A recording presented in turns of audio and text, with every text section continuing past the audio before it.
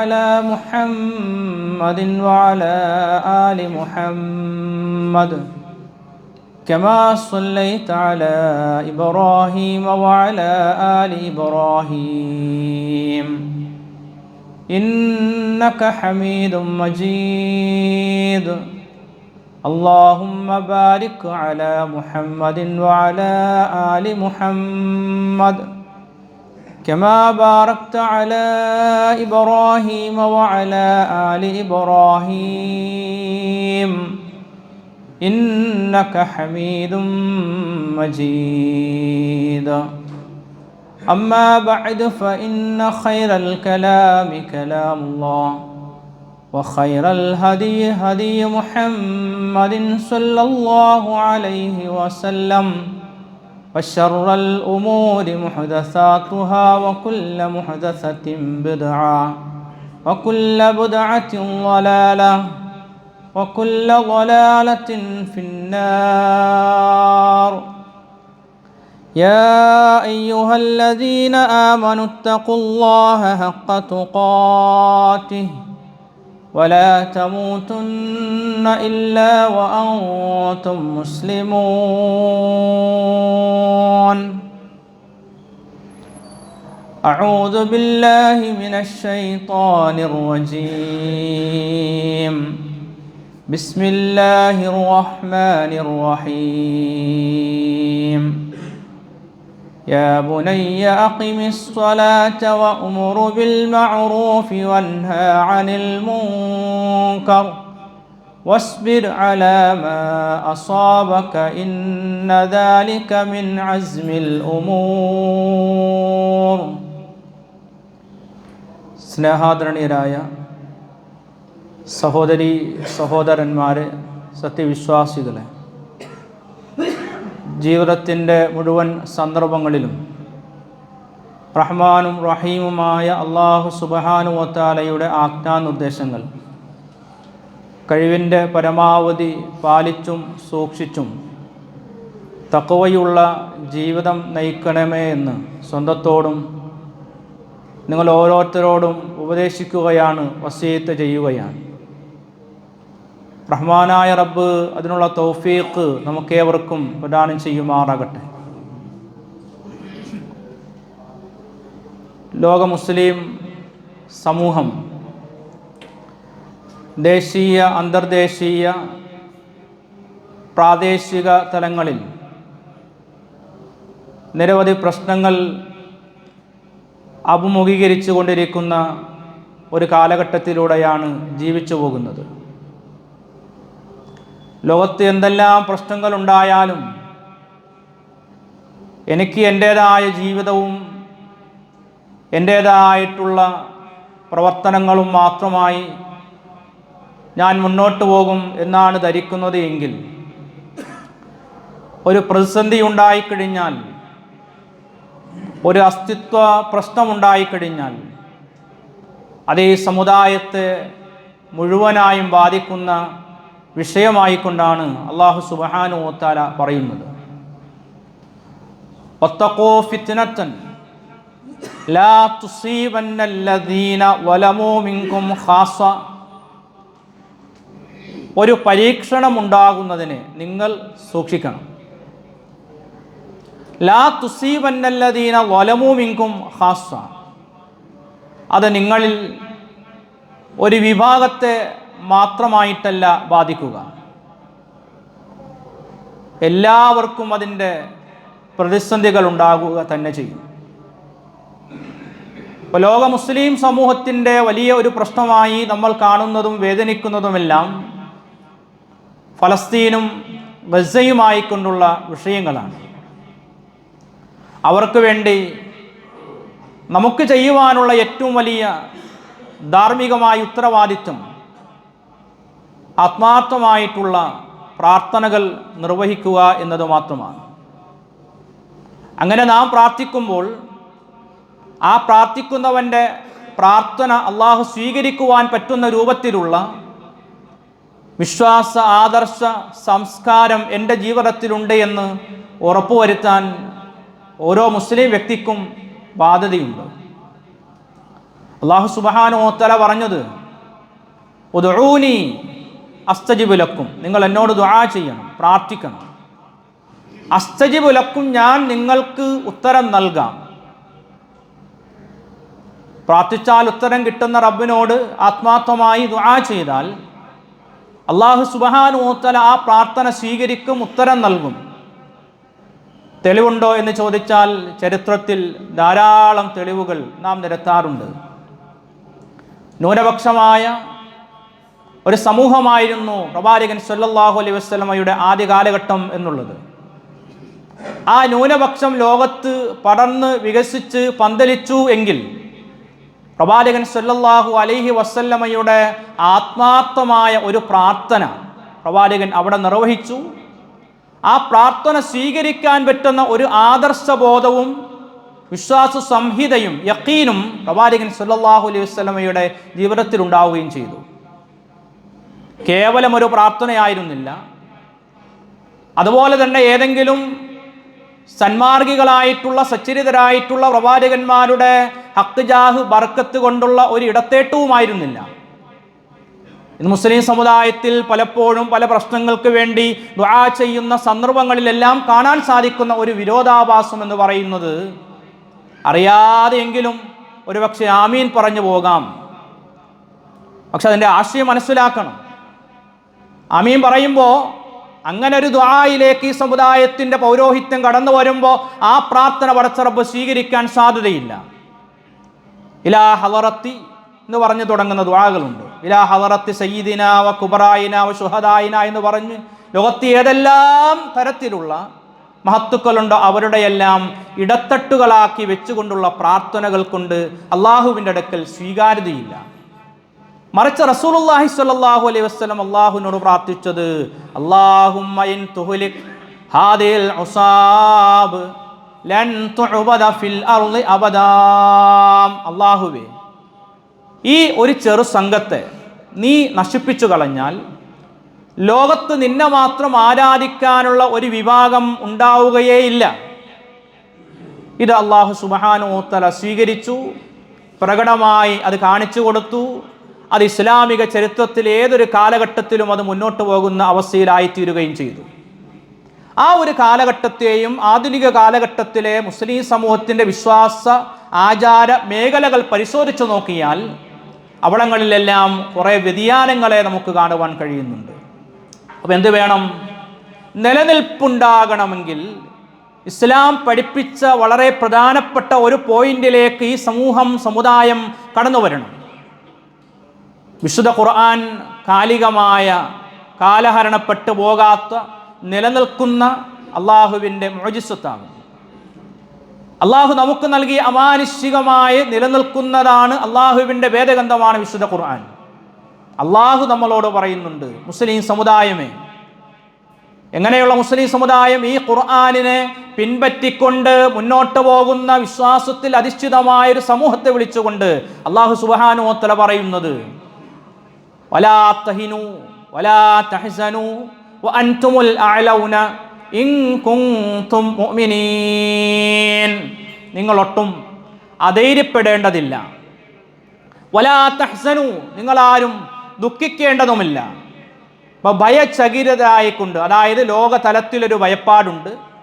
India മഹാരാജ്യത്ത് ജീവിക്കുന്ന മുസ്ലിം സമൂഹം എന്ന നിലക്ക് പല തലത്തിൽ പല വിധേനയുള്ള പ്രതിസന്ധികളെ നാം നേരിട്ടുകൊണ്ടിരിക്കുന്നു.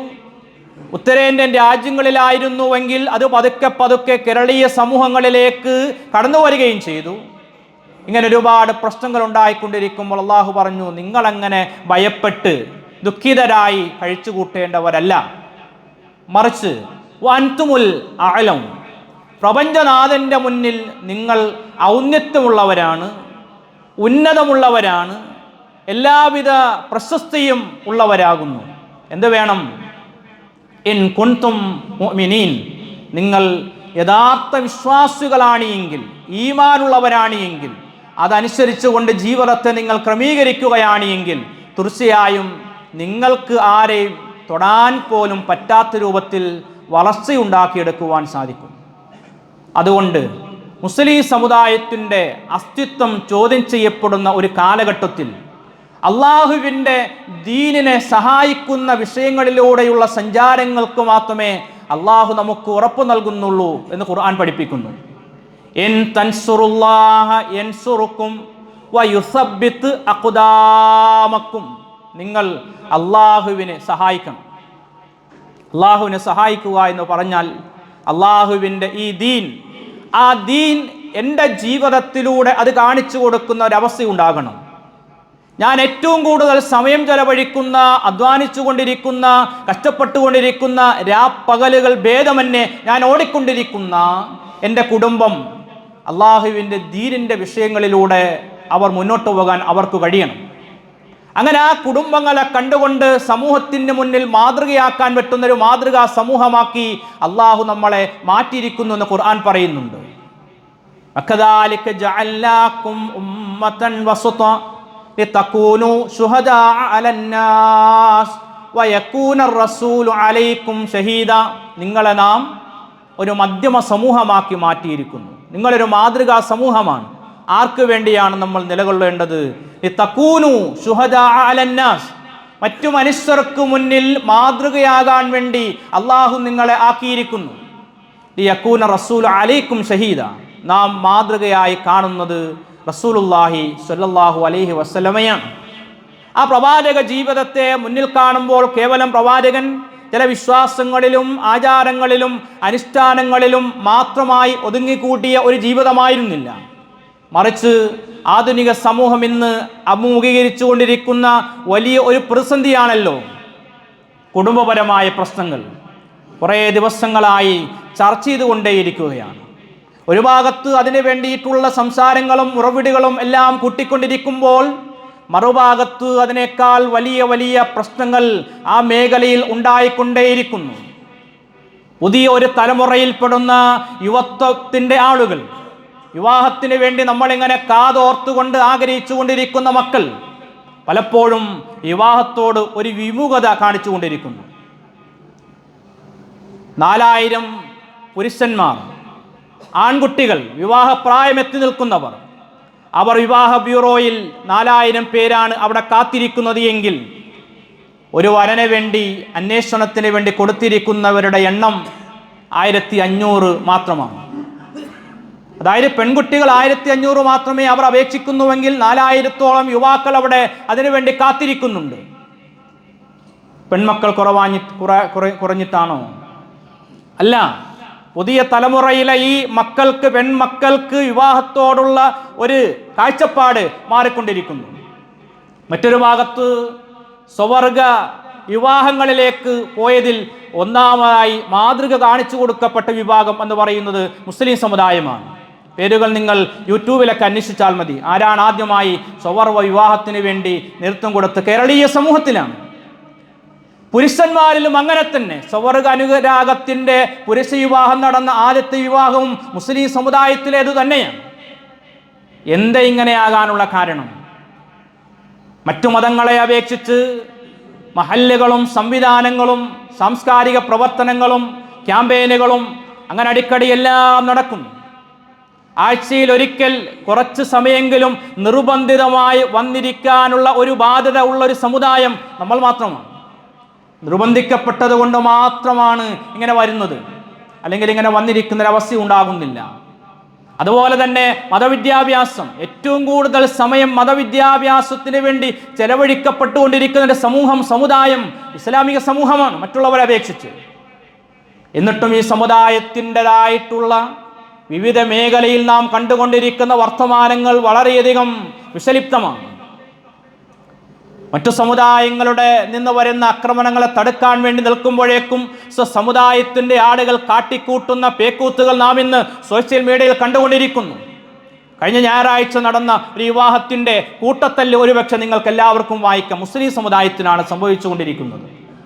അപ്പം ഇങ്ങനെ ഒരു അസാന്മാർഗികമായ ഒരു അവസ്ഥയിലൂടെ സമുദായം സഞ്ചരിച്ചു കൊണ്ടിരിക്കുമ്പോൾ യഥാർത്ഥത്തിൽ ഇവിടെ വലിയ ഒരു പങ്ക് വഹിക്കുവാൻ കഴിയുന്ന മേഖലകൾ എന്ന് പറയുന്നത് അതിന് മുന്നിൽ നടന്നുകൊണ്ടിരിക്കുന്ന, നേതൃത്വം കൊടുത്തുകൊണ്ടിരിക്കുന്ന മഹല്ലുകൾക്കും മഹല്ല് ഭാരവാഹികൾക്കും മഹല്ല് സംവിധാനങ്ങൾക്കും വലിയ ഒരു വില ഈ വിഷയത്തിൽ കാണേണ്ടതുണ്ട്. അതിനകത്ത് കൃത്യമായ ഒരു നിയമാവലി ഉണ്ടാക്കേണ്ടതുണ്ട്. കല്യാണത്തിന് ചിട്ടുകൊടുക്കാനും കല്യാണം നടത്തി കൊടുക്കാനും മയ്യിത്ത് സംസ്കരണത്തിനും മാത്രമായിട്ടല്ല മുസ്ലിം സമുദായത്തിൻ്റെ മഹല്ലുകൾ നിലകൊള്ളേണ്ടത്. മറിച്ച് പ്രവാചകൻ സല്ലല്ലാഹു അലൈഹി വസല്ലം വളർത്തിയെടുത്തൊരു സമൂഹത്തിൽ മഹല്ല് എന്നൊരു സംവിധാനം, പള്ളി എന്നൊരു സംവിധാനം എല്ലാ അർത്ഥത്തിലും അത് വിശാലമായിരുന്നു. പ്രവാചകന്റെ പള്ളിയിൽ പ്രശ്നങ്ങളുമായി വരുന്നവരുടെ പ്രശ്നങ്ങൾ പരിഹരിക്കാൻ പറ്റുന്ന സംവിധാനങ്ങൾ അവിടെ ഉണ്ടായിരുന്നു. വീടുകളില്ലാത്ത ആളുകൾക്ക് താമസിക്കുവാൻ അഹ്ലു സുഫത്തിന്റെ ആളുകൾ റസൂലുള്ളാഹി സ്വല്ലല്ലാഹു അലൈഹി വസല്ലമയുടെ പള്ളിയിലായിരുന്നു. നടക്കാത്ത പ്രശ്നങ്ങൾ പരിഹരിക്കാൻ വേണ്ടിയിട്ടല്ല പള്ളിയിലേക്ക് വരേണ്ടത്, മറിച്ച് പള്ളിയിലേക്ക് വന്നാൽ പ്രശ്നങ്ങൾ പരിഹരിക്കപ്പെടാൻ പറ്റുന്ന രൂപത്തിലേക്ക് വരണം. അങ്ങനെ വരണമെങ്കിൽ ഒരു മഹല്ല് അതിൻ്റെ പ്രാധാന്യം, അതിൻ്റെ പ്രസക്തി ഈ സമുദായത്തിന് ബോധ്യപ്പെടുത്തി കൊടുക്കുന്ന അവസ്ഥയിലേക്ക് മഹല്ലുകൾ വളരണം. അങ്ങനെ വളർന്ന് വികസിക്കുമ്പോഴാണ് യഥാർത്ഥത്തിൽ മാതൃകാപരമായ അവസ്ഥയിലേക്ക് മാറുന്നത്. അവിടെ മഹല്ലുകൾ സംവിധാനപ്പെടുത്തുമ്പോൾ, മഹല്ലുമായി മുന്നോട്ട് പോകുമ്പോൾ അതിൻ്റെ ഏറ്റവും പ്രധാനപ്പെട്ട ഒരു മേഖലയെ അവഗണിച്ചുകൊണ്ട് ഒരാൾക്കും മുന്നോട്ട് പോകാൻ സാധ്യമല്ല. അതിലേറ്റവും പ്രധാനപ്പെട്ട ഒരു മഹല്ല് രൂപീകൃതമാകുന്നതും മഹല്ല് നിലനിൽക്കുന്നതും ആ മഹല്ല് ഒരു പള്ളിയുമായി കേന്ദ്രീകരിച്ചാണ് നിൽക്കുന്നതും എങ്കിൽ അവിടെ കൃത്യമായ രൂപത്തിൽ നടക്കേണ്ട ഇബാദത്തുകൾ നടക്കണം, അതിലകത്ത് സന്നിഹിതരാകണം എന്നുള്ളതൊരു യാഥാർത്ഥ്യമാണ്.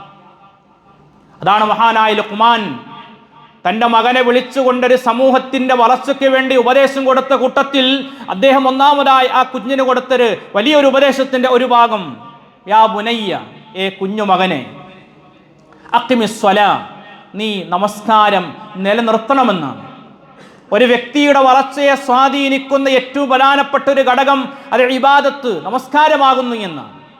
ആ നമസ്കാരം നിലനിർത്തുമ്പോൾ പ്രവാചകൻ സല്ലല്ലാഹു അലൈഹി വസല്ലം പറഞ്ഞു, ഫമൻ സ്വലഹ ഫഅസ്ലഹ്, നമസ്കരിക്കുമ്പോൾ അതിലൂടെ മറ്റു മേഖലകളെല്ലാം നന്നാവുകയാണ്.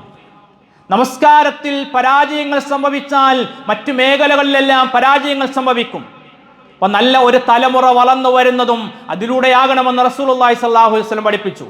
മുറു ഔലാദകും ബിസ്സലാത്തി സബ്അ സിനീൻ വളരിബുഹും അലൈഹാ അലാ 10 സിനീൻ, നിങ്ങൾ നിങ്ങളുടെ മക്കളോട് 7 വയസ്സ് മുതൽ നമസ്കാരത്തെക്കുറിച്ചുള്ള കൽപ്പനകൾ കൽപ്പിക്കണം. അങ്ങനെ കൽപ്പിക്കാൻ എനിക്ക് യോഗ്യതയുണ്ടാകണമെങ്കിൽ അവരുടെ മുന്നിൽ ഞാൻ നിർവഹിക്കുന്നവനായി അത് മാറേണ്ടതുണ്ട്. ഇപ്പം എന്തുകൊണ്ട് തലമുറയായിട്ട് ആ വിഷയത്തിൽ ഗൗരവം കാണിക്കുന്നില്ല? കാണിച്ചു കൊടുക്കേണ്ടവർ അതിനകത്ത് വേണ്ട രൂപത്തിലേക്ക് വരുന്നില്ല.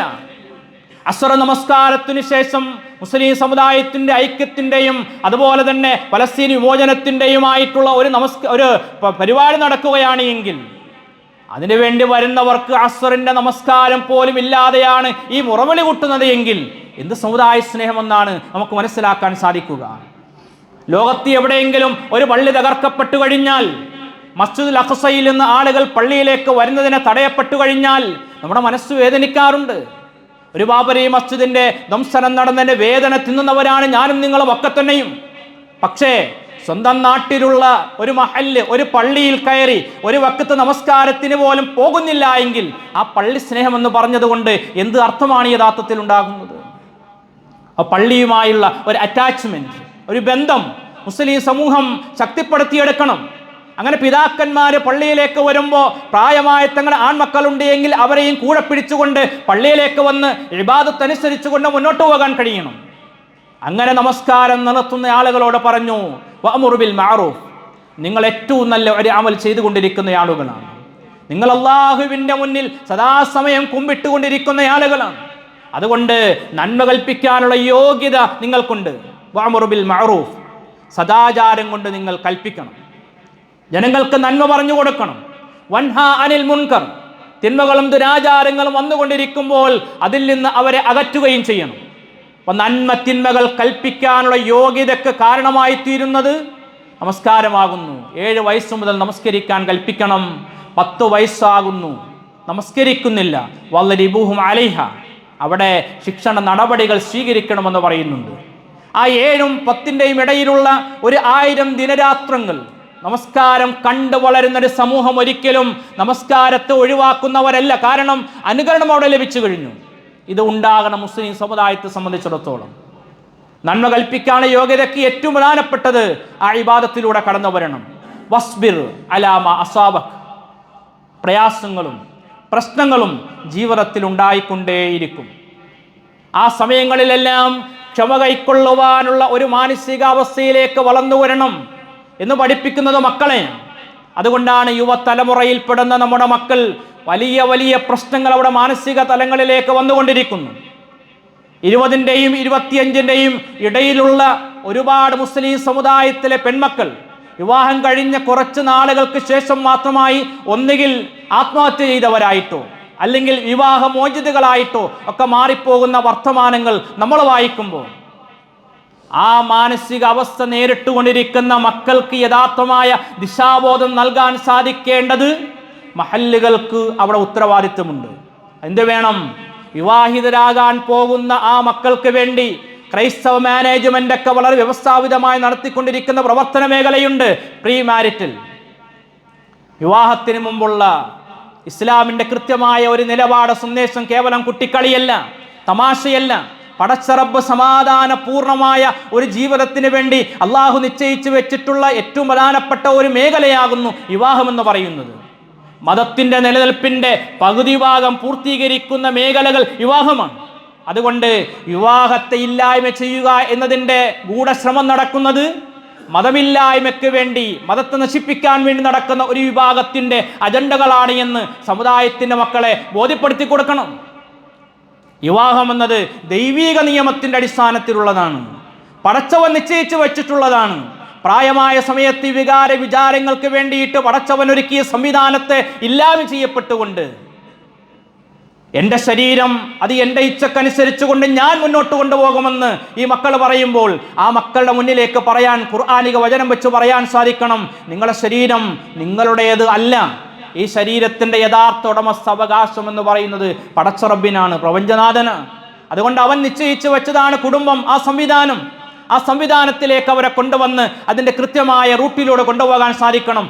ആരിവർക്ക് സന്ദേശം നൽകും? അവിടെയാണ് ഈ മഹല്ല്. ഇതിന് ഭൗതിക പ്രത്യാശാസ്ത്രങ്ങൾക്കോ രാഷ്ട്രീയ സാംസ്കാരിക പാർട്ടികൾക്കോ ഒന്നും ഇതിനകത്ത് യാതൊരു റോളുമില്ല. മറിച്ച് വെള്ളിയാഴ്ച ജുമാക്ക് വന്നിരിക്കുന്ന സഹോദരീ സഹോദരന്മാർ മനസ്സിലാക്കേണ്ടത്, നമ്മൾ പോലും അറിയാതെ നമ്മുടെ മക്കളുടെ മനസ്സുകൾ പല തലങ്ങളിലേക്ക് മാറിക്കൊണ്ടിരിക്കുന്നുണ്ട്.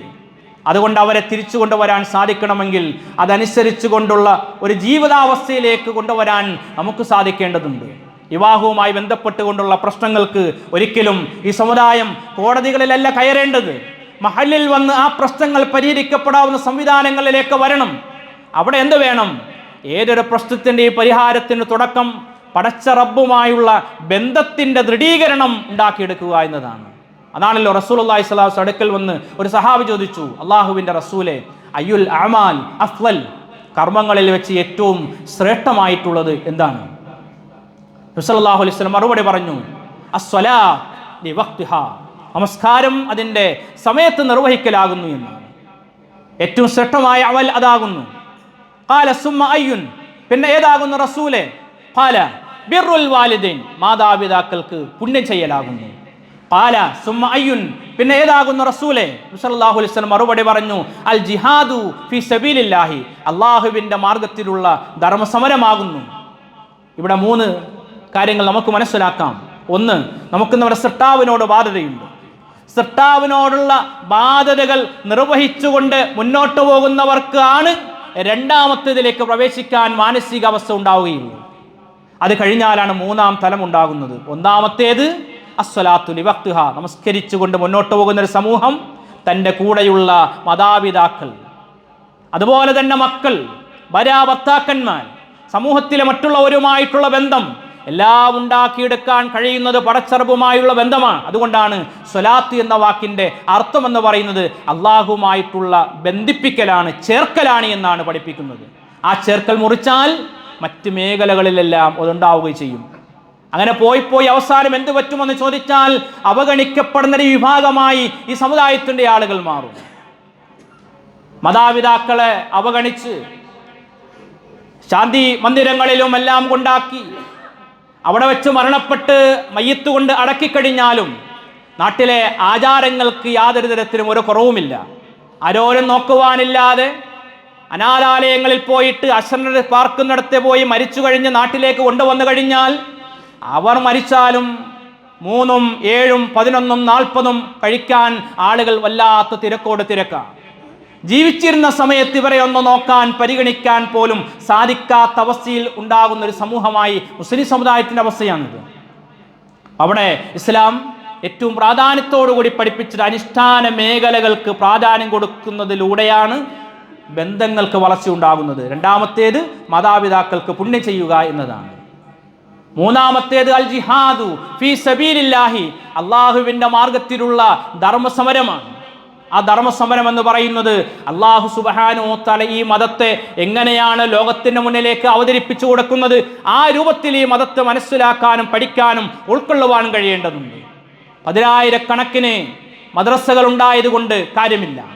ഈ 10,000-കണക്കിന് മദ്രസകളിൽ നിന്ന് പുറത്തിറങ്ങുന്ന മക്കൾ മതവുമായി ബന്ധപ്പെട്ട് അവിടെ ജീവിതാവസ്ഥ എങ്ങനെയാണ്? ഇപ്പൊ കഴിഞ്ഞ ആഴ്ചയിലാണല്ലോ തട്ടത്തിന്റെ വിഷയമുണ്ടായത്. തട്ടത്തിന്റെ വിഷയത്തിന്റെ ചർച്ചകൾ ഒരുപാട് നടക്കുന്നുണ്ട്. തട്ടമെന്ന് പറയുന്നത് പ്രവാചകന്റെ കാലഘട്ടത്തിൽ മാത്രമായി ഒതുങ്ങിക്കൂട്ടിയ അല്ലെങ്കിൽ മുസ്ലിം സമൂഹത്തിന്റെ പ്രത്യേകമായ വേഷവിധാനത്തിന്റെ ഐഡന്റിറ്റി മാത്രമായിട്ടല്ല, മറിച്ച് പടച്ച റബ്ബിന്റെ ഒരു നിയമം പാലിക്കലാണ്. അന്യപുരുഷന്റെ മുന്നിൽ പോകുമ്പോൾ മുഖവും മുൻകൈയും ഒഴിച്ചുള്ള ഒരു ഭാഗം മറക്കുക എന്നുള്ളത്. അത് പള്ളിയിൽ വരുമ്പോഴും മദ്രസയിൽ വരുമ്പോഴും മാത്രമാണ് എന്ന് ആരാ പറഞ്ഞത്? ഉസ്താദിനെ കാണുമ്പോഴും തട്ടമെടുത്തിടുന്ന സഹോദരിമാരെ കാണുവാൻ സാധിക്കുന്നു. ഈ സ്കൂളിൽ തട്ടമിട്ട 1-2 പിള്ളേരല്ലല്ലോ, തട്ടമിടേണ്ടവർ ഒരുപാടുണ്ടായിട്ടും എന്തേ അവർ ആ വിഷയത്തിൽ അനങ്ങാത്തത്? ഞങ്ങൾക്കൊന്നും തട്ടത്തിന്റെ ആവശ്യമില്ല. അങ്ങനെ ഒരു മുസ്ലിം സമുദായത്തിന്റെ കൂറ് കാണിക്കുന്ന എത്ര ആളുകളുണ്ട്? പ്രായമായ പെൺമക്കൾ വീട്ടിൽ നിന്ന് പുറത്തിറങ്ങി പോകുമ്പോഴേക്കും മറക്കണം, മുഖം മുൻകൈയും ഒഴിച്ചത് മറക്കണമെന്ന് നിർബന്ധവാശിയുള്ള സമുദായത്തിൽ എത്ര മക്കളെയാ കാണാൻ സാധിക്കുന്നത്? അതുകൊണ്ട് മതത്തിന്റെ ആശയങ്ങൾക്ക് സ്ഥലകാല പരിധിയില്ല. പള്ളിയിൽ വരുമ്പോൾ സ്വീകരിക്കുന്ന അതേ വേഷവിധാനങ്ങൾ, അതേ അച്ചടക്കവും അതേ മര്യാദയുമാണ് മുസ്ലിം സമുദായത്തിൽ ഒരു പെണ്ണ് കല്യാണ വേഷത്തിന് പോകുമ്പോഴും ഉണ്ടാകേണ്ടത്, ബീച്ചിൽ പോകുമ്പോഴും ഉണ്ടാകേണ്ടത്, അന്യരുമായി കൂടുമ്പോഴും ഉണ്ടാകേണ്ടത്. അതല്ലാതെ പടച്ചവൻ പള്ളിക്കകത്ത് മാത്രമായി ഇരിക്കുന്നവനല്ല എന്ന് മനസ്സിലാക്കണം. അതുകൊണ്ട് മതവിദ്യാഭ്യാസത്തിന് പ്രാധാന്യം കൊടുത്ത് വളർത്തിക്കൊണ്ട് സമുദായത്തിലെ 10,000 പുറത്തേക്ക് ഇറങ്ങുമ്പോൾ അവർ ഈ മതത്തെ ഉൾക്കൊള്ളുന്നിടത്തേക്ക് വരണമെങ്കിൽ ഇത് കേവലം ഒരു സർട്ടിഫിക്കറ്റ് കോഴ്സായിട്ട് മതപാഠശാലകളെ കാണരുത്. ജീവിതാവസാനം വരേക്കും അല്ല, മരണാനന്തര ജീവിതത്തിൽ നാളെ പരലോകത്ത് സ്വർഗീയ ജീവിതത്തിന് ഉടമസ്ഥനായി മരിക്കാവുന്ന അവസ്ഥയിലേക്ക്, അവിടെ എത്താവുന്ന രൂപത്തിലേക്ക് നമ്മുടെ ജീവിതത്തെ നാം കൊണ്ടുവരാൻ വേണ്ടി കഴിവിൻ്റെ പരമാവധി പരിശ്രമിക്കുക, പ്രാർത്ഥിക്കുക. റഹ്മാനായ റബ്ബിനുള്ള തൗഫീഖ് നമുക്ക് ഏവർക്കും പ്രദാനം ചെയ്യുമാറാകട്ടെ.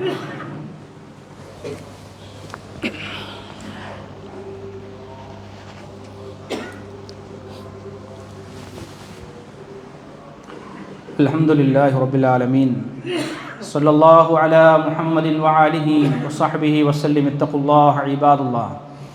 ഖാല റസൂലുള്ളാഹി സ്വല്ലല്ലാഹു അലൈഹി വസല്ലം ഖൈറുക്കും മൻ തഅല്ലമൽ ഖുർആന വഅല്ലമഹു.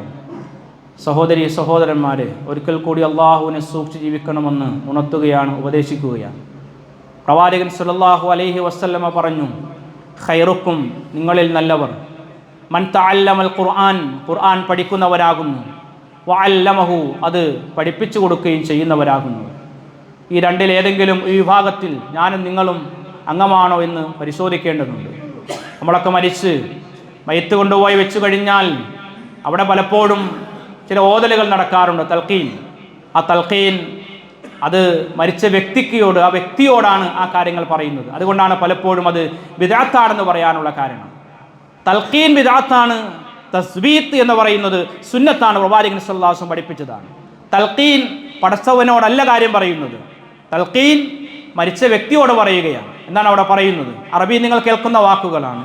ഇദാ ജാഅക്കൽ മലക്കാനി ഫസ്അലാനി, 2 മലക്കുകൾ നിന്റെ അടുക്കലേക്ക് വരും, എന്നിട്ട് നിന്നോട് ചോദിക്കും, മൻ റബ്ബുക, നിന്റെ റബ്ബ് ആരാണ് എന്ന്. അല്ലാഹു റബ്ബി എന്ന് പറയണം. അപ്പോഴല്ല പറയേണ്ടത്, മനസ്സിലാക്കേണ്ടത് ജീവിച്ചിരിക്കുമ്പോൾ അള്ളയാണ് എൻ്റെ റബ്ബ് എന്ന് കൃത്യമായി മനസ്സിലാക്കി അതനുസരിച്ച് ജീവിക്കാൻ കഴിയണം. രണ്ടാമത്തെ ചോദ്യം, മാ ഇമാമുക്ക എന്ന്, നിന്റെ ഇമാമ് എന്താകുന്നു എന്ന് നിന്നോട് ചോദിക്കും. മാ എന്നാ പറയുന്നത്, നിന്റെ ഇമാമ് എന്താണ്. മൻ എന്ന് പറഞ്ഞാൽ ആര്, മൻ ഇമാമുക്ക, നിന്റെ ഇമാം ആരാണെന്ന് ചോദിച്ചാൽ വേണമെങ്കിൽ ഇമാമിങ്ങളെ പിൻപറ്റുന്നവർക്ക് പറയാം ഇമാം ഷാഫിയാണ്, ഇമാം ഹനഫിയാണ്, ഇമാം മാലിക്കാണെന്നൊക്കെ പറയാം. പക്ഷെ അവിടെ ചോദിക്കുന്ന ചോദ്യം മാ ഇമാമു, ഇമാം എന്താണെന്ന് ചോദിക്കും. അപ്പോൾ പറയണം ഖുർആനു ഇമാമീ എന്നാണ്. എൻ്റെ ഖുർആൻ എൻ്റെ ഇമാമിൻ്റെ ഖുർആനാണ് എന്ന് പറയാൻ കഴിയണമെങ്കിൽ ജീവിച്ചിരിക്കുമ്പോൾ ആ ഖുർആനുമായൊരു ബന്ധമുണ്ടാക്കാൻ സാധിക്കണം. അപ്പോൾ ജീവിക്കുന്നവർക്കാണ് ഖുർആൻ എന്ന് പറഞ്ഞ സൂറത്ത് യാസീൻ തന്നെയാണ് മരിച്ച വീട്ടിലെല്ലാം ഓതുകയും ചെയ്യുന്നത്. സൂറത്ത് യാസീൻ 70-ാമത്തെ ആയത്തിൽ അള്ളാഹു പറയുന്നത് ലയുൻദിറ മൻകാന ഹയ്യ, ലയുൻദിറ മൻകാന ഹയ്യ, ജീവസ്സുള്ളവർക്ക് മുന്നറിയിപ്പ് നൽകാനാണ് അള്ളാഹ് ഈ ഖുർആൻ ഇറക്കിയത്. ആളുകൾക്കെല്ലാം ഓതണമെങ്കിൽ ആരെങ്കിലും മരിക്കണം, ഒരു വീട്ടിൽ ഖുർആൻ ഓതണമെങ്കിൽ ആരെങ്കിലും മരിക്കണം. പക്ഷെ ജീവിതവുമായി ബന്ധിപ്പിക്കണം. റസൂലുള്ളാഹിന്റെ ജീവിതം എന്താ? കാന ഖുൽഖുഹു വൽ ഖുർആൻ, റസൂലുള്ളാഹിന്റെ ജീവിതം സ്വഭാവം എന്ന് പറയുന്നത് അത് ഖുർആൻ ആയിരുന്നു എന്നാണ്. എങ്കിൽ സഹോദരങ്ങളെ, മരിക്കുന്നതിന് മുമ്പ് ആ ഖുർആൻ ഒന്ന് ഒരാവർത്തി വായിക്കാൻ, അന്ന് പഠിക്കാൻ, മനസ്സിലാക്കാൻ നമ്മൾ തയ്യാറാകണം. സംവിധാനങ്ങൾ നമ്മുടെ മുന്നിലുണ്ട്. നമ്മുടെ ഫോണുകളിൽ ആപ്പുകളുണ്ട്, പരിഭാഷകളുണ്ട്. നമ്മളൊരു പദ്ധതി ആവിഷ്കരിച്ചിട്ടുണ്ട്, ഖുർആൻ പഠന പദ്ധതി. നിശ്ചിതമായ ചില ടോപ്പിക്കുകൾ എടുത്ത് വീട്ടിലേക്ക് കൊണ്ടുപോയി വായിച്ച് അതിനകത്ത് ചോദ്യങ്ങൾ തന്ന് തിരിച്ചു കൊടുത്ത് സമ്മാനങ്ങളുമൊക്കെ ആയി പോകുന്ന പദ്ധതിയാണ്, വായിക്കാൻ വേണ്ടിയാണ്. ഇൻഷാ അല്ലാഹ് ഇന്ന് ഇവിടെ ആ കോപ്പികൾ വിതരണമുണ്ട്. ഒരു കോപ്പി 60 രൂപ, അതിൻ്റെ ആ ഒരു ഫീസ് മാത്രമേ ഉള്ളൂ. പക്ഷേ ആ ഖുർആൻ വായിച്ച് ജീവിതത്തിൽ കുറേ കാര്യങ്ങൾ മനസ്സിലാക്കിയെടുക്കുവാൻ വേണ്ടിയിട്ടാണ്. എപ്പോഴാണ് നമ്മൾ മരണപ്പെടുക എന്ന് നമുക്ക് ആർക്കും അറിയില്ല. കഴിഞ്ഞ ആഴ്ചകളിൽ ജുമായ്ക്കുണ്ടായിരുന്നവർ, ഇന്നലകളിലുണ്ടായിരുന്നവർ ഇന്നെല്ലാം ബർസഖിയായ ജീവിതത്തിലാണ്. ഇന്നലെ രാവിലെ സുബ്ഹ് നമസ്കരിക്കാൻ വേണ്ടി ജമാഅത്തിന് പള്ളിയിലുണ്ടായ സഹോദരൻ, അത് കഴിഞ്ഞ് ഏതാനും മിനിറ്റ്, കുറച്ച് മണിക്കൂറുകൾ കഴിയുമ്പോഴേക്കും മരണപ്പെട്ട വാർത്ത ഇന്നലെ നമ്മൾ അറിഞ്ഞതാണെന്ന്. മയ്യിത്ത് നമസ്കരിച്ചവനാണ്. മറ്റൊരു സഹോദരൻ ചികിത്സാ സംബന്ധമായി എല്ലാം കഴിഞ്ഞ് വിശ്രമിക്കാൻ വേണ്ടി വീട്ടിലേക്ക് വന്ന് ഏതാനും മണിക്കൂറുകൾ കഴിഞ്ഞ് മരണപ്പെട്ടു പോയതാണ്. പടച്ച റബ്ബിൻ്റെ വിധി അങ്ങനെയാണ്. അല്ലാഹു സുബ്ഹാനഹു വ തആല പറഞ്ഞത് നഹ്നു ഖദ്ദർനാ ബൈനക്കുമുൽ മൗത്ത്, ഞാൻ നിങ്ങൾക്കിടയിൽ മരണത്തിൻ്റെ കണക്ക് രേഖപ്പെടുത്തി വെച്ചിട്ടുണ്ട്. ആ സമയമാകുമ്പോൾ പോകും. അതുകൊണ്ട് എന്ത് വേണം? പ്രവാചകൻ സല്ലല്ലാഹു അലൈഹി വസല്ലം പറഞ്ഞു, ഇദ്കുറൂ ദിക്റു ഖാദിമുൽ ലദാത്തൽ മൗത്ത്, സകല സുഖാസ്വാദനങ്ങളെയും മറപ്പിച്ചു കളയുന്ന മരണത്തെ നിങ്ങൾ ധാരാളമായി ഓർക്കുക എന്നാണ്. മരണം ആസന്നമാകുമ്പോൾ പടച്ചവനെ എന്നെ പിന്തിച്ചാൽ ഞാൻ കുറെ ചെയ്താവെന്ന് പറഞ്ഞതുകൊണ്ട് യാതൊരു അർത്ഥവുമില്ല. ആയുസ് അല്ലാഹു നീട്ടിത്തരുന്നില്ല. എല്ലാ ആഴ്ചയിലും കേൾക്കുന്നുണ്ടല്ലോ, വലയ്യു അഖിറല്ലാഹു നഫ്സൻ ഇദാ ജാഅ അജലുഹാ, ഒരാളുടെ അജൽ അല്ലാഹു നിശ്ചയിച്ചു കഴിഞ്ഞാൽ അല്ലാഹു ഒരിക്കലും അവരെ പിന്തിക്കുകയില്ല. അങ്ങനെ കഴിഞ്ഞ ദിവസങ്ങളിൽ നമ്മിൽ നിന്ന് മരണപ്പെട്ടു പോയ നാസർ സാഹിബ് പുന്നക്കൽ, അതുപോലെ തന്നെ യൂസുഫ് സാഹിബ്, അതുപോലെ നമ്മുടെ അടുത്തുള്ളൊരു സഹോദരൻ, മറ്റൊരു സഹോദരി, ഇന്നലകളിൽ 4 പേർ തന്നെ നമ്മുടെ അറിയാവുന്ന 4 പേര് തന്നെ മരണപ്പെട്ടു പോയിട്ടുണ്ട്. അല്ലാഹു സുബ്ഹാനഹു വ തആല അവരുടെ ഖബറുകൾ വിശാലമാക്കി കൊടുക്കുമാറാകട്ടെ, മഗ്ഫിറത്തും റഹ്മത്തും നൽകി അനുഗ്രഹിക്കുമാറാകട്ടെ. അവരെയും നമ്മയും അവരുടെ ജന്നാത്തിൽ ഫിർദൗസിൽ ഒരുമിച്ച് കൂട്ടി അനുഗ്രഹിക്കുമാറാകട്ടെ. അതുകൊണ്ട് സഹോദരങ്ങളെ, മരിക്കുന്നതിന് മുമ്പ് അള്ളാഹുവിൻ്റെ കലാമൊന്ന് വായിക്കുവാൻ വേണ്ടി തയ്യാറാവുക. എല്ലാ വീടുകളിലും ഒരു 60 രൂപ കൊടുത്ത ഖുർആൻ എന്ന് വായിച്ച് ആ പദ്ധതിയുമായിട്ട് നമ്മൾ പങ്കാളികളാവുക. അള്ളാഹു അനുഗ്രഹിക്കുമാറാകട്ടെ. അതുപോലെ തന്നെ മരിച്ചു കഴിഞ്ഞാൽ കുടുംബത്തോടൊപ്പം സ്വർഗത്തിലേക്ക് പോകാൻ നമുക്ക് കഴിയണം. അപ്പോൾ കുടുംബം സമേതം സ്വർഗം, ആ ലക്ഷ്യത്തോടു കൂടിയിട്ടുള്ള പ്രവർത്തനങ്ങളുമായി മുന്നോട്ട് പോകാൻ സാധിക്കണം. അതനുസരിച്ച് കൊണ്ടുള്ള ക്ലാസ്സുകൾ സംവിധാനം. ഇപ്പോൾ ജുമായ്ക്ക് വളരെ കുറച്ച് സമയം മാത്രമേ ആ വിഷയം പറയാൻ പറ്റുകയുള്ളൂ. പക്ഷേ ഒരു കുടുംബ ജീവിതത്തിൽ മാതാപിതാക്കളും മക്കളുമൊക്കെ മനസ്സിലാക്കേണ്ട വിഷയത്തെ സംബന്ധിച്ച് കൃത്യമായ രൂപത്തിലുള്ള കുറേ ആധുനികമായ കാഴ്ചപ്പാടുകളുണ്ട്. ഇൻഷാ അല്ലാഹ് ഈ വരുന്ന ഞായറാഴ്ച 4:30 ആലപ്പുഴ ഈസ്റ്റ് വെനീസ്, സക്കരിയ ബസാർ ഈസ്റ്റ് വെനീസിൽ വെച്ച് ഒരു കുടുംബ സംഗമം നടത്തുകയാണ്. കേവലം ഒരു പ്രോഗ്രാമല്ല, മറിച്ച് ആധുനിക സമൂഹത്തിൽ കുട്ടികൾ അനുഭവിച്ചു കൊണ്ടിരിക്കുന്ന പ്രശ്നങ്ങൾ എന്താണെന്ന് പരിഹരിച്ചത് നമുക്ക് ചെയ്യാവുന്ന ചെറിയ ഒരു ഉത്തരവാദിത്വമെങ്കിലും നിർവഹിക്കുക എന്നുള്ളതാണ്. കഴിവിൻ്റെ പരമാവധി ആളുകൾ അതുമായി സഹകരിക്കുക. മറ്റൊന്ന്, നേരത്തെ സൂചിപ്പിച്ചതുപോലെ ഒരു കെട്ടുറപ്പുള്ള മഹല്ല് സംവിധാനം ഉണ്ടാകണം. ആ മഹല്ലിൽ ഒരു സമൂഹത്തിൻ്റെ കൃത്യമായ അജണ്ടകളും അവരുടേതായ ലക്ഷ്യങ്ങളും അവരുടെ പഠനങ്ങളും വിദ്യാഭ്യാസങ്ങളും സംവിധാനങ്ങളും ഒക്കെ ഉണ്ടാകണം. അങ്ങനെ ഒരു മഹല്ല് സംവിധാനത്തിന് അൽഹംദുലില്ലാഹ് നമ്മുടെ പള്ളി കേന്ദ്രീകരിച്ചുകൊണ്ടുള്ള പ്രവർത്തനങ്ങൾ ആരംഭിച്ചിട്ടുണ്ട്. ആ പ്രവർത്തനം അല്ലാഹു സ്വാലിഹായ അമലായി സ്വീകരിക്കുമാറാകട്ടെ. അതിൻ്റെ ഒരു തുടക്കവും ഇൻഷാ അല്ലാഹ് നിർവഹിക്കുന്നുണ്ട്. എല്ലാവർക്കും അത്തരത്തിലുള്ള ദീനിയായ പരിപാടികളിലേക്ക് കുടുംബസമേതം പങ്കെടുക്കുവാൻ വേണ്ടി നമ്മൾ ഓരോരുത്തരും പരിശ്രമിക്കുക. അള്ളാഹുവിൻ്റെ ദീനിൻ്റെ മാർഗത്തിൽ നാം ചെയ്യുന്ന എല്ലാ പരിശ്രമങ്ങളും അള്ളാഹു സ്വാലിഹായ അമലായി സ്വീകരിക്കുമാറാകട്ടെ. അറിഞ്ഞും അറിയാതെയും സംഭവിച്ചു പോയ എല്ലാവരും തെറ്റുകുറ്റങ്ങളും അള്ളാഹു സുബ്ഹാനഹു വ തആല വിട്ടുപുറത്തു മാപ്പാക്കി തരുമാറാകട്ടെ. നമ്മിൽ നിന്ന് മരണപ്പെട്ടു പോയ മാതാപിതാക്കൾ, ബന്ധുമിത്രാദികൾ, സഹോദരി സഹോദരന്മാർ, അവരുടെ ഖബറുകൾ അള്ളാഹു വിശാലമാക്കി കൊടുക്കുമാറാകട്ടെ. മഗ്ഫിറത്തും റഹ്മത്തും നൽകി അനുഗ്രഹിക്കുമാറാകട്ടെ. മാരകമായ രോഗങ്ങളെ തൊട്ട് വീട്ടിലും ഹോസ്പിറ്റലും കഴിയുന്നവ ധാരാളമുണ്ട്. അള്ളാഹു സുബ്ഹാനഹു വ തആല പൂർണ്ണമായ രോഗശമനം നൽകി അനുഗ്രഹിക്കുമാറാകട്ടെ. ആഫിയത്തോടുകൂടി തിരിച്ചു വന്ന് സൽക്കർമ്മങ്ങളുമായി മുന്നേറുവാനുള്ള തൗഫീഖ് പ്രദാനം ചെയ്യുമാറാകട്ടെ. കുടുംബജീവിതത്തിൽ ഇണകളിലൂടെ മക്കളിലൂടെ കുളിർ പ്രദാനം ചെയ്യുമാറാകട്ടെ. അള്ളാഹു നമുക്ക് നൽകിയ നമ്മുടെ മക്കൾ ലോകത്തിൻ്റെ ഏത് ഭാഗത്താണെങ്കിലും നിർഭയത്വത്തോടുകൂടി സമാധാനത്തോടുകൂടി ജീവിക്കുവാനുള്ള തൗഫീഖ് പ്രദാനം ചെയ്യുമാറാകട്ടെ. പലസ്തീൻ സമൂഹത്തിന് അള്ളാഹു നിർഭയത്വവും സമാധാനവും പ്രദാനം ചെയ്യുമാറാകട്ടെ. അവർ അഭിമുഖീകരിക്കുന്ന എല്ലാവിധ പ്രതിസന്ധികളെയും തരണം ചെയ്തുകൊണ്ട് ആ രാജ്യത്തിന് അള്ളാഹു എല്ലാവിധത്തിനുമുള്ള തൗഫീഖും നിലനിൽപ്പും നൽകി അനുഗ്രഹിക്കുമാറാകട്ടെ. അള്ളാഹുവിന് ഇബാദത്തെടുക്കുന്ന മസ്ജിദുൽ അഖ്സയുടെ പൂർണ്ണമായ സ്വാതന്ത്ര്യത്തോടുകൂടി തിരിച്ചു കൊണ്ടുവരാനുള്ള തൗഫീഖ് അള്ളാഹു പ്രദാനം ചെയ്യുമാറാകട്ടെ. ഈ ദുനിയാവിൽ നിന്ന് വിട പറയുന്ന സമയത്ത് പരിപൂർണ്ണ ഈമാനോടുകൂടി മുവഹിദായി മരിക്കാനുള്ള തൗഫീഖ് അള്ളാഹു നമുക്ക് ഏവർക്കും പ്രദാനം ചെയ്യുമാറാകട്ടെ. നമ്മുടെ കച്ചവടങ്ങളിലും ജോലികളിലും ഉദ്യോഗങ്ങളിലും നിഅമത്തും ബറക്കത്തും പ്രദാനം ചെയ്യുമാറാകട്ടെ. അല്ലാഹുമ്മ ഗ്ഫിർ ലിൽ മുഅ്മിനീന വൽ മുഅ്മിനാത്ത് വൽ മുസ്ലിമീന വൽ മുസ്ലിമാത്ത് അൽ അഹ്യാഇ മിൻഹും വൽ അംവാത് ഇന്നക മുജീബു ദഅവാത് യാ ഖാദിയൽ ഹാജാത്ത്. اللهم اجرنا من النار اللهم اجرنا من النار اللهم اجرنا من النار اللهم اعز الاسلام والمسلمين واذل الشرك والمشركين. ربنا لا تزغ قلوبنا بعد إذ هديتنا وهب لنا من لدنك رحمة إنك أنت الوهاب. ربنا افرغ علينا صبرا وثبت أقدامنا وانصرنا على القوم الكافرين. ربنا آتنا في الدنيا حسنة وفي الآخرة حسنة وقنا عذاب النار.